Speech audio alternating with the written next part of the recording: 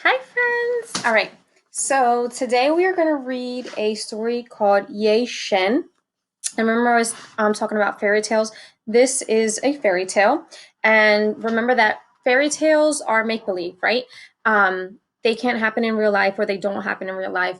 But what we do get from fairy tales is some type of lesson or moral or lesson, right? So as we're reading the story, what can you learn from reading a fairy tale? You don't have to write this down. Um, I want you to also think of sequences of events, right? So as I read the story and then when I'm done, think about what happened first, what happened next, and what happened last. We talk about this a lot about summarizing and how you need to take something important from the beginning of the story, something important from the middle of the story, and something important from the end of the story, right? That's how we summarize. So we kind of tell everybody what the story is about without giving too much away. So the illustrator is Jill Dubin, and Jill Dubin always loved art, even as a child. She and her sister used to spend hours making dolls out of paper. Miss Dubin used paper to make the pictures for Yeh-Shen. First, she sketched each picture. Next, she picked pieces of paper with different colors and patterns. She cut out pieces of the paper and placed them onto the sketches.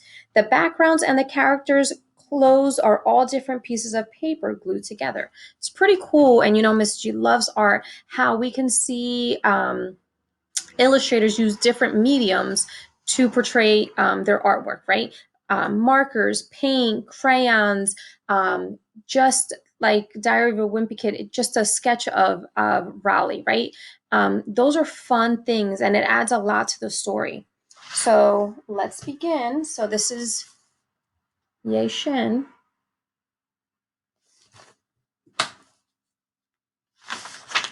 Says Yeh-Shen was a girl who grew up in China a long, long time ago. Her mother and father had died, so she lived with her mean stepmother, Jin, and her stepsister, Jun-Li. They lived in a cave. So there's already a connection from the story that I read to you on Tuesday. But there's also a difference. What's that difference? Yeah, they live in a cave. Every time Jin looked at Yeh-Shen, she became angry. Yeh-Shen was gentler and kinder than Jin's own daughter, Jun-Li. Yeh-Shen was also a hard worker. Jun-Li was spoiled and lazy. Jin gave Yeh-Shen only rags to wear. She gave her long list of chores to do. When Yeh-Shen finished one task, Jin added 3 more to the list. Yeh-Shen was always busy working. She did not have a chance to make many friends, but she did have one very special friend. This friend had golden eyes, glimmering scales, and a big, beautiful tail. Who do you think her friend is? Let's see. It was a fish that lived in the pond. Every day, Yeh-Shen stopped by the pond and shared some crumbs with the fish. Every day, the fish popped up to greet its friend. Yeh-Shen's stepmother saw this and became furious. She didn't want Yeh-Shen to have any friends, not even a fish. One day, Jin caught the fish and cooked it for dinner. They're mean. So this is the beginning of the story, right? Her doing chores. And then here's her friend, the fish, that meanly got cooked. Yeh-Shen cried when she saw her friend served for dinner. She ran out of the cave and sat by the pond. "What's the matter?" an old man asked her. Yeh-Shen told him about her friend, the fish. Then she told him what her stepmother had done. "Listen carefully to me," the old man said. "The bones of that fish hold special powers. Take the bones and bury them in 4 pots.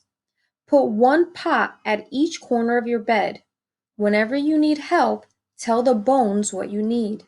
They will make your every wish come true." Yeh-Shen followed the old man's directions. When she got back to the cave, she buried the bones in 4 pots. Then she put the pots by the corners of her bed. She did not have anything to ask for yet, but she felt content knowing that her friend was close by. A few weeks later, the spring festival arrived. At the festival, young men and women could meet. They hoped to fall in love and marry. Jin didn't want to ruin Junli's chance of finding a husband, so she ordered Ye-Shen to stay home and clean. Then she and Junli went to the festival. Again, it sounds like the other story, right? There's a lot of similarities. So here's her burying the bones of her friend. Here's a question too, compare and contrast. Did the stepmother treat Junli and Ye-Shen in the same way? And we know they don't, right? And then here's the old man that she met.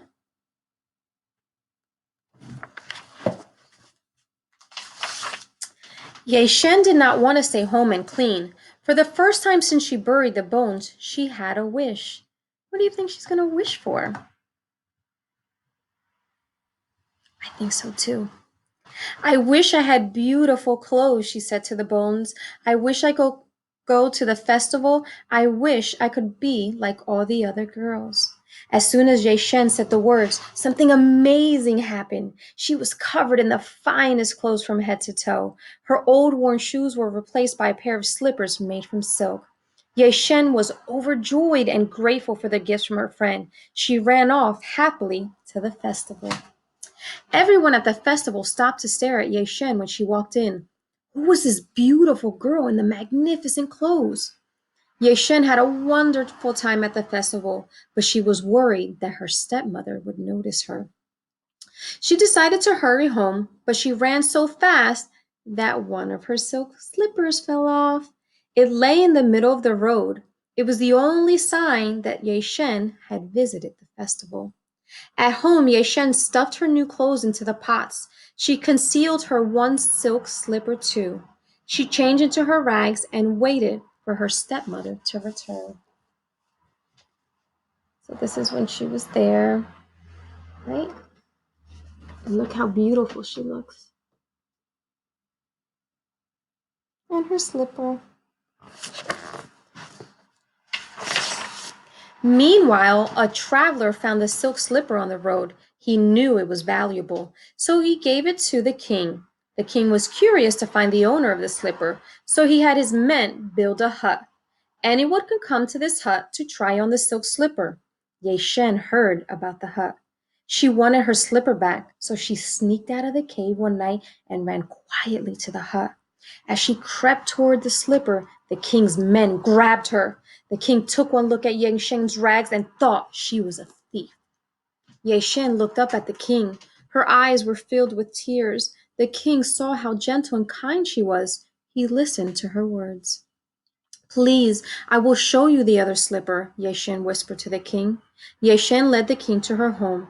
She put on the matching silk slipper and her fine clothes. The king knew then that he wanted to marry her. However, he was angry at how Jin and Junli had treated Ye-Shen. He told them never to come to his castle, so they stayed in their cave for the rest of their lives. So here she is trying to steal. Not necessarily steal because it's hers. Take back her slipper. And then this is her talking to the king.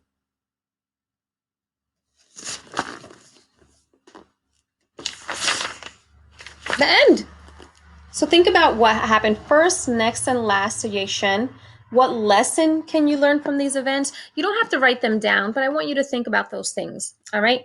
I hope you like the story. Bye, cuties.